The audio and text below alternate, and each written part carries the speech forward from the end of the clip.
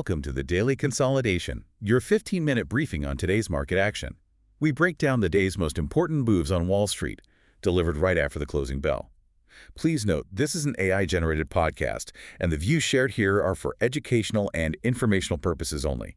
Nothing we discuss should be considered personalized financial advice. Always do your own research and consult with a qualified financial professional before making any investment decisions. Now let's dive in. So we are wrapping up October, and what a finish it was. Today, Friday the 31st, really saw a pretty decisive move higher. You could really call it a tech earnings relief rally. Yeah, it definitely clawed back some of that heavy selling we saw earlier in the week. Exactly. But the bigger picture here is just how strong the whole month turned out to be. All three major U.S. equity markets managed to close October firmly in the green. It was a very strong run, you're right. The Nasdaq Composite, it actually notched its 7th straight winning month. That's quite a streak. Yeah.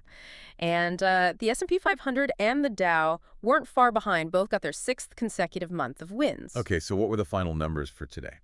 Right, so for the daily close, the Nasdaq jumped just over 0.5%, 0.61% to be exact, closing at 23,724.96. The S&P 500 rose 0.26% to 6,840.12. And the Dow Jones Industrial Average, it just inched up 0.09%, finishing at 47,562.87.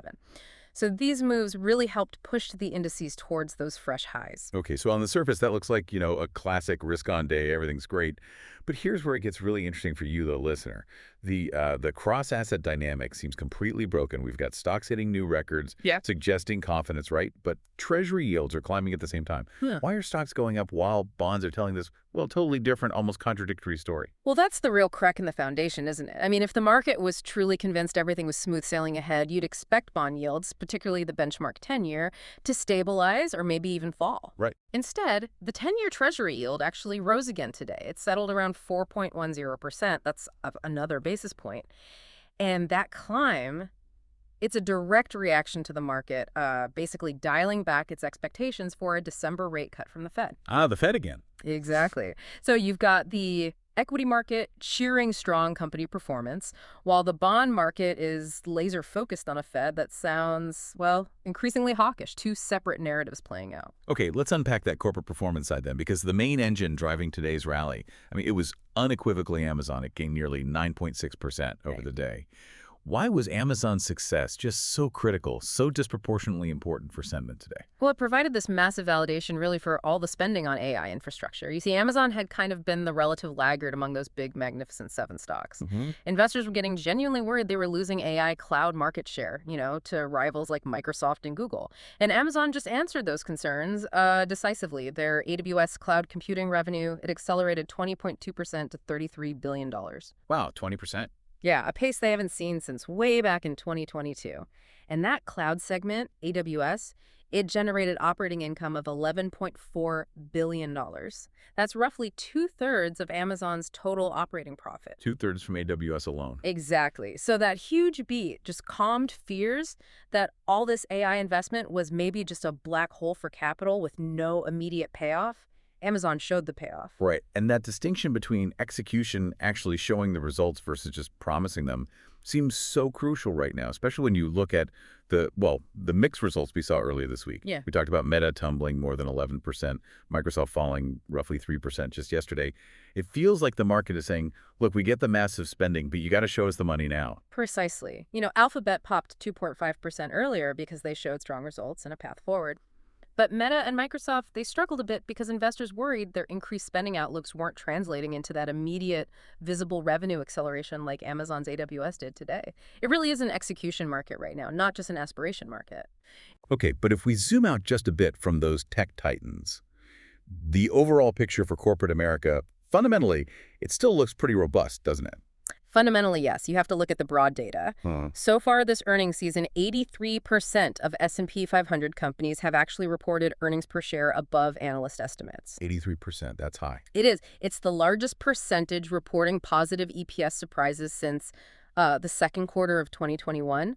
And because of that strength, the blended earnings growth rate for the third quarter now sits at a pretty robust 10.7%. Okay. So that strong corporate health, that's really the main pillar supporting these high equity valuations, even while the macro picture gets more complicated. Speaking of complicated, let's pivot back to that messy macro picture, which seems dominated by the Federal Reserve right now. We should probably dive deeper into what this hawkish pivot this week really means. Yeah, this Fed pivot is arguably the biggest macro story of the quarter. Treasury yields climbed all across the curve this week, and it was really driven by Wednesday's FOMC meeting. I mean, the 25 basis point cut itself, everyone expected that, but it was Chair Powell's forward guidance that really shocked the market. Right, that now famous line.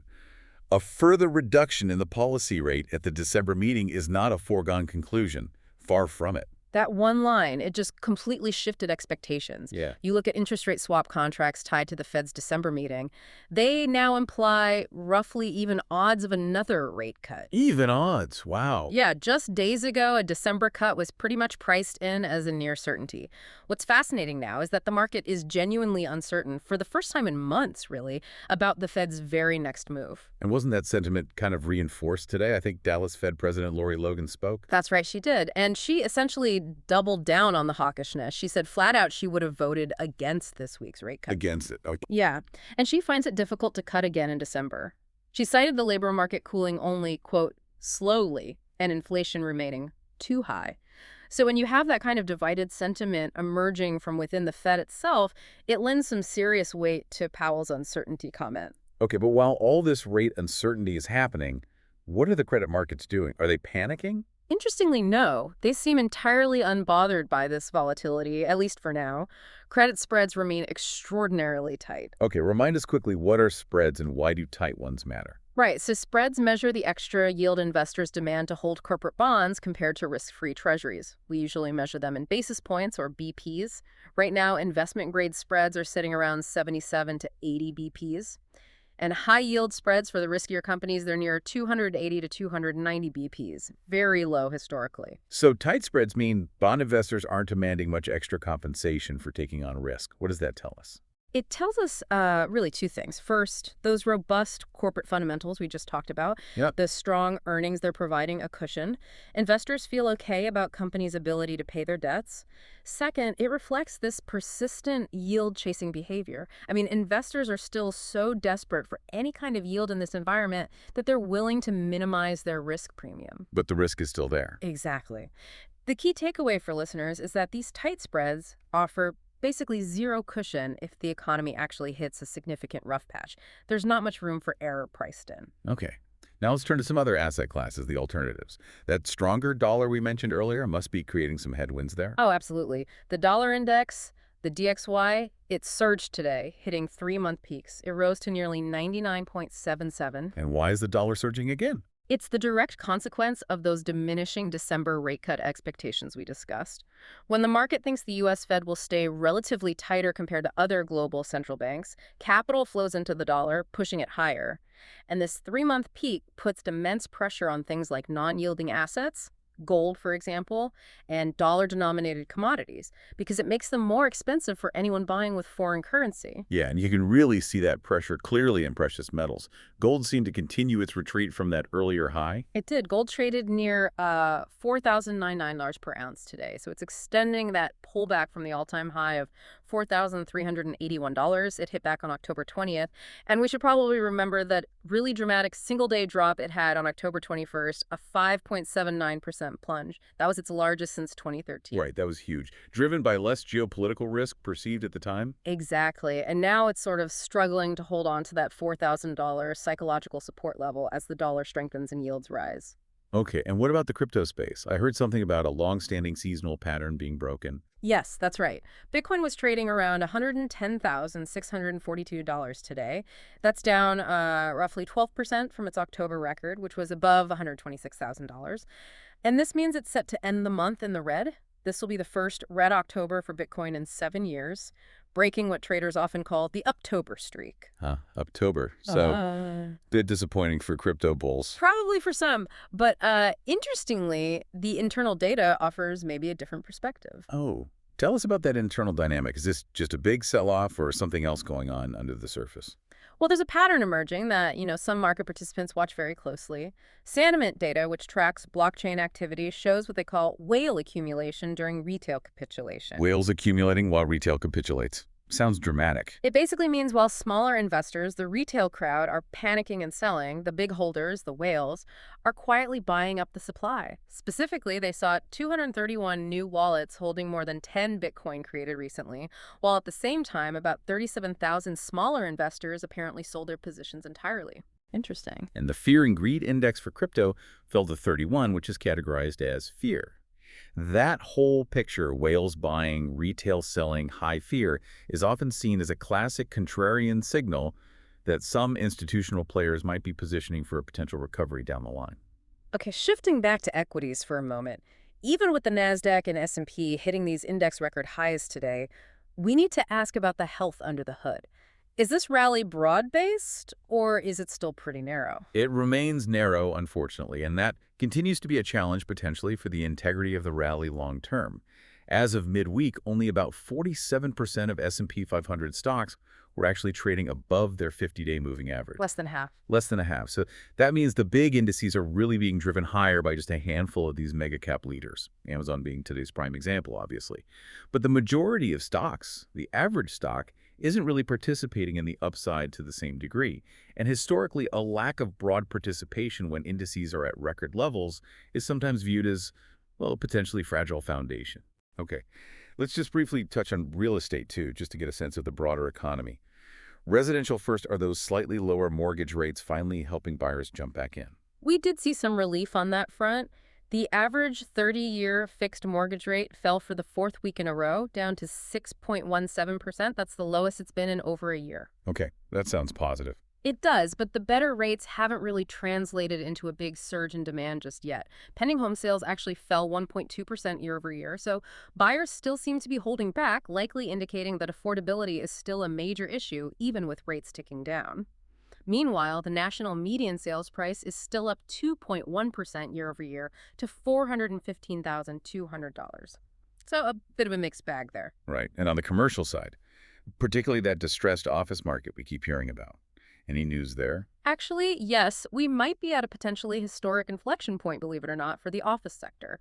National office vacancy rates declined just modestly in the third quarter of 2025. Declined, really? Yeah, it's the first improvement, the first decline in vacancies since way back in 2019.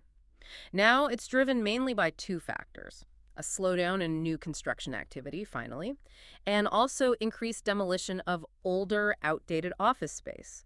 So what this means is the overall office vacancy rate, while it's still really high, is now expected to peak at around 19% next year, rather than just continuing to climb indefinitely. It's maybe the first sign of stabilization. Okay, stabilization, not recovery yet, but maybe the bleeding has stopped. Perhaps. It's a data point worth watching. All right, so looking ahead, the immediate risks are still kind of dominated by this ongoing government shutdown, aren't they? It's obscuring crucial economic data like the November jobs report, the ISM PMI. That creates uncertainty. It does create elevated event risk when you don't have that key data, but the critical focus really has to be the December FOMC meeting. That's the main event on the calendar now. Absolutely. The entire market seems hinged on whether the Fed will deliver that second projected rate cut for Q4, which, as we said, the market now views with just roughly even odds. If the Fed skips a cut in December, it signals one of two things. Either they have profound confidence that inflation is cooling off enough on its own, or they have serious concerns that easing further might risk reigniting price pressures. Big implications either way. So given all that uncertainty, what's the prevailing market outlook as we turn the calendar page to November? Well, the base case that we analyze is really for consolidation within ranges until we get that December clarity from the Fed. For the S&P 500, the thinking is it likely trades somewhere between, say, 6,700 and 6,850. Volatility will probably stay elevated, but without a strong, clear direction, as those strong earnings pull in one direction and the hawkish Fed pulls in the other. But isn't November usually a good month for stocks? Ah, yes, that's the counterpoint. We do have a powerful seasonal tailwind to consider. Historically, November actually ranks as the best month of the year for the S&P 500. It averages gains of about 1.8% going all the way back to 1950. So that seasonal strength is going to have to contend directly with this Fed-induced uncertainty. It'll be interesting to see which force wins out. So for you, the listener, the key insight here maybe is this. Equity markets closed October with a massive treat, really powered by Amazon, showing it can execute on its AI strategy. But the trick, the potential spookiness, lurks in the bond market. The bond market seems worried that Amazon's success and the corporate pricing power it might represent could actually make the Fed's job harder, fundamentally shifting expectations away from easy money ahead, a real tug-of-war. That's all for today's episode of the Daily Consolidation. For more daily market analysis, subscribe, and we'll see you at the next close.